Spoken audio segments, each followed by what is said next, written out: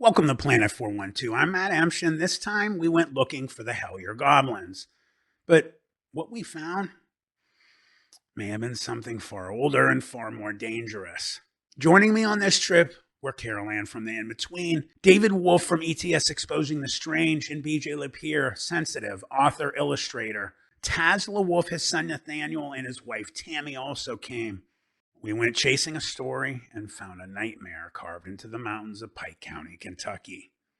Hellier isn't just a dot on a map. It's a vibration of folklore, a crossroads of mines, mountains, and mystery. Locals whisper about strange lights under the ground, metallic tapping that comes from deep within the hills that nobody can explain, and small pale figures seen darting between the trees, trying to get into your house and steal your family.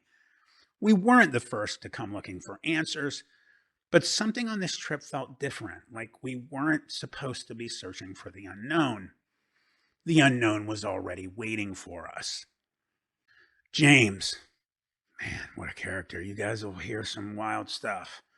The man that reached out owned a home on the highest point of this mountain, over 2,300 feet above sea level, like Predator Badlands. That's what it looked like. From his porch, the horizon rolled into layers of blue, gray, and green and fog, like we were standing on the edge of another world. He told us his father had mined the land years ago. He showed us where the cave mouths still open like dark wounds in the hillside, and then he mentioned something else, something personal. A private family cemetery hidden behind a bunch of trees across the way from his home, surrounded by a chain link fence. That's when the air seemed to change, like the mountain itself didn't want us there. It was weird. We split into smaller groups to explore. Guys, I know, never the smartest idea in horror movies, but when curiosity calls, logic gets quiet. The farther apart we went, the heavier everything felt. Even the sunlight looked strange, stretched, pale, like distorted. At one point, I swear I heard a sound behind me. I turned around. I felt it in my one foot. A low hum like electricity passing through the ground. It wasn't fear exactly. It was recognition. That same vibration I felt when I was 14. The one that marked me and opened me to the veil. And that's when I started to worry. Because if this thing was here because of me, who could it also touch? By the time we reached the cemetery, guys, I was drained. So I stayed in the car parked at the bottom of the chain link fence on the hill. Tammy to the left of me was in her car beside me. She'd had enough too, scrolling through her phone. She might have even fell asleep. Everyone else followed James through the trees down to another mine. Apparently, it was pretty tough to get there. I was good. From my seat, I could see the outline of this old fence. And it was not peaceful. It felt almost watched. I decided to take a few photos, just the scenery, the mountain, the sunlight breaking through, one wide shot, then another and another. A minute later, I put my phone down and didn't do anything. I didn't think twice.